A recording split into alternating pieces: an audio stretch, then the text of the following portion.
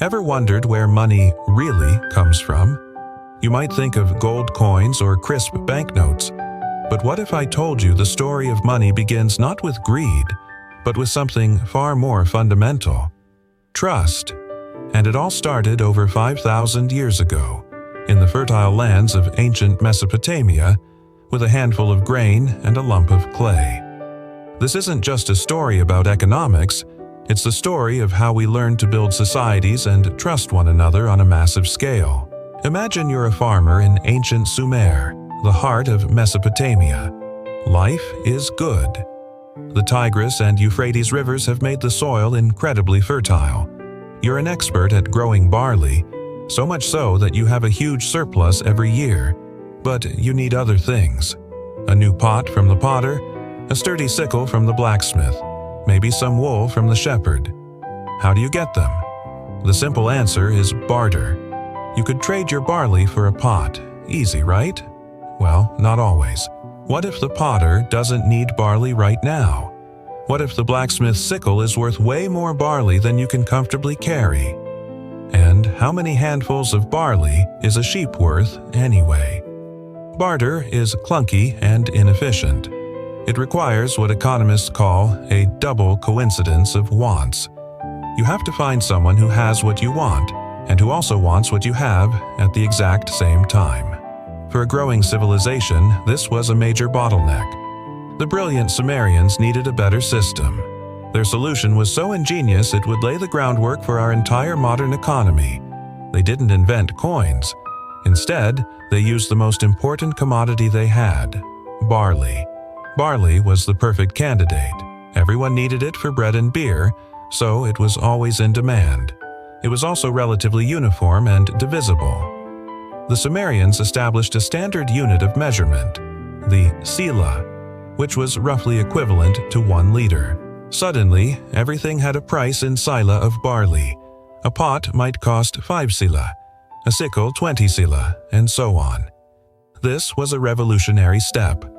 Barley became a commodity money. It wasn't just something to eat. It was a medium of exchange, a way to measure and store value. You could sell your harvest for a certain amount of barley and then use that barley over time to buy whatever you needed.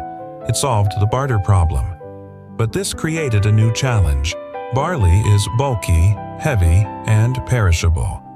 Imagine trying to make a large purchase. You'd need a cart just to carry your money. And what if your barley spoiled or was eaten by rats? Your wealth would literally rot away. Storing and protecting this grain was a massive logistical headache. This is where the temples came in. In Mesopotamian cities, temples were not just places of worship, they were the central hubs of the economy. They were massive, secure institutions with giant granaries. Farmers began depositing their surplus barley in the temple granaries for safekeeping.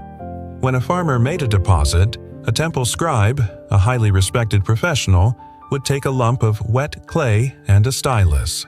They would then record the transaction. Ur-Nammu has deposited 100 sila of barley. This clay tablet was then fired, making the record permanent. The farmer would receive a clay receipt or token as proof of their deposit. Think about what just happened. The farmer's wealth was no longer the physical grain sitting in his barn. It was a promise, an entry recorded on a clay tablet safely stored in the temple. The physical grain was still there, but its value had been transformed into an abstract concept, a credit. This is the moment the true magic begins. Let's go back to our farmer. He now needs that new sickle from the blacksmith. Instead of hauling a cartload of barley across town, he can simply go to the blacksmith with his clay receipt. Or, even better, he could ask a scribe to create a new tablet, a directive to the temple granary that says, transfer 20 sila of barley from Ur-Nammu's account to the account of the blacksmith. The blacksmith accepts this clay tablet as payment. Why? Because he trusts it. He trusts that the scribe recorded the transaction accurately. He trusts that the temple will honor the tablet and that the barley is really there, safe and sound in the granary. He knows he can then use that same clay tablet, that credit, to pay the weaver for wool, or the brewer for beer. These clay tablets became the world's first form of representative money. They had no intrinsic value themselves. They were just baked mud. Their value came from the trust people had in the system, the trust in the temple, the scribes, and the shared understanding that these records represented real, tangible goods. This system was incredibly sophisticated. Scribes developed complex accounting methods, recording debits and credits. They even started issuing loans. A farmer could borrow barley from the temple at the beginning of the planting season and pay it back with interest after the harvest. This interest was called mash in Sumerian, which was also their word for calf. It's a beautiful metaphor, the idea that money, like livestock, could reproduce. This is the origin of charging interest, a concept that is fundamental to finance today. The debts and credits were all just information, recorded on tablets. Money, in its essence, became a system of accounting, a vast social network of trust managed by scribes. You didn't need to physically move the grain, you just needed to update the records. It was a financial information technology powered by cuneiform script and clay. This system of credit, based on barley and recorded on tablets, fueled the Mesopotamian economy for thousands of years. It allowed for long-distance trade, large-scale public works, and the funding of armies. It was a stable and reliable system because it was anchored to a real commodity, barley, but it offered the flexibility and convenience of abstract credit. So, when did coins come into play? Much, much later. The first coins were minted around 600 BC in Lydia, in modern-day Turkey. They were made of a naturally occurring alloy of gold and silver called electrum, and were stamped with an official seal to guarantee their weight and purity. Coins were a great innovation. They were more portable, durable, and standardized than grain. But notice that they operate on the same principle of trust as the Mesopotamian clay tablets. You trust that the stamp from the king or the state guarantees the coin's value. What the Mesopotamians taught us is something we often forget today in our digital world of credit cards and cryptocurrencies. Money is not the paper or the metal or the digital bits on a screen. Money is a shared story we all agree to believe in. It's a technology of trust. The farmer trusted the temple. The blacksmith trusted the scribe's tablet.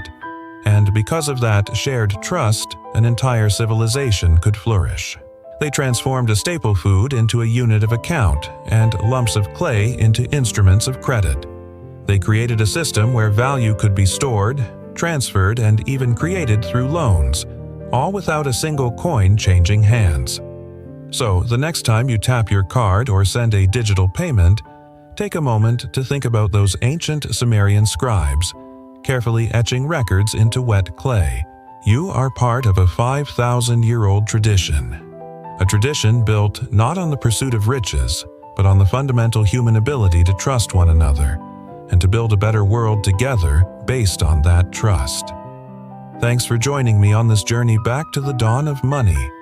If you found this as fascinating as I do, please hit that like button, subscribe to the channel, and ring the bell so you don't miss our next dive into history. See you next time.